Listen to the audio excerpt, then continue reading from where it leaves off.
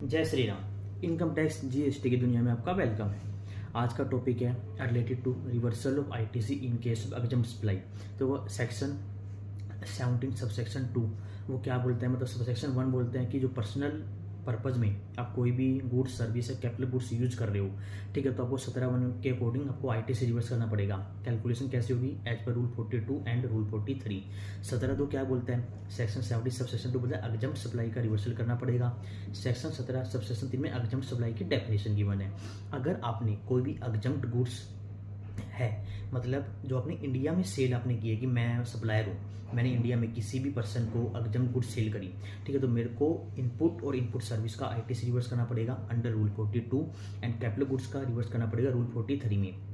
But exempt goods आपकी covered होती है under the definition of zero rated supply.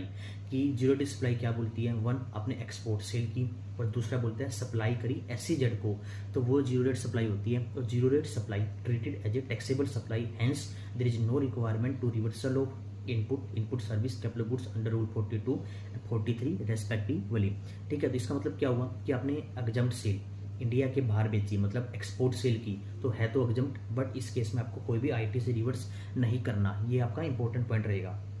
आपने एग्जाम्प्ट गुड्स बेची है किसको? एसईजेड को, मतलब सप्लाई करी है एसईजेड को, that is exempt sale supplies to SEZ, तो वो भी जीरो रेट सप्लाई की डेफिनेशन में कवर होती है। उस केस में भी आपको कोई भी आईटीसी रिवर्स नहीं करना।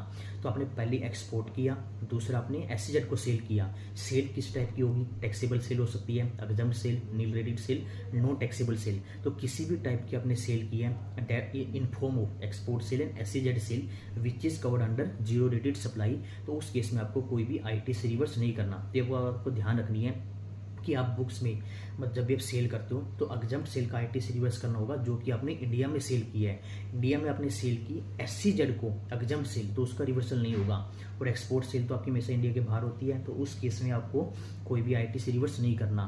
तो मतलब गवर्नमेंट कहती है कि other than zero rated supply है, तो उस केस में आपको आईटीसी रिवर्स करना पड़ेगा फॉर एग्जाम्प्ट सप्लाई। ठीक है, सेम ये नील रेटेड के लिए अप्लाई हो जाएगा और नॉन टैक्सेबल सप्लाई। तो exempt nil rated non taxable supply अगर एक्सपोर्ट की है एसईजेड को सेल की है तो टैक्सेबल सप्लाई मानी जाती है, इवन चाहे वो एग्जाम्प्ट हो, चाहे वो 0% वाली हो, चाहे नॉन टैक्सेबल हो। उस केस में आपको कोई भी आईटीसी रिवर्स नहीं करना। ठीक है, तो other than zero rated supply है उसका आपको आईटीसी रिवर्स करना पड़ेगा रूल 42 में इनपुट और इनपुट सर्विस का, रूल 43 में कैपिटल गुड्स का। तो इससे रिलेटेड कोई भी आपको डाउट हो कि एग्जाम्प्ट का रिवर्सल करना है नहीं करना, तो आप कमेंट करके पूछ सकते हैं। आज के लिए इतना ही। Thank you. जय श्री राम।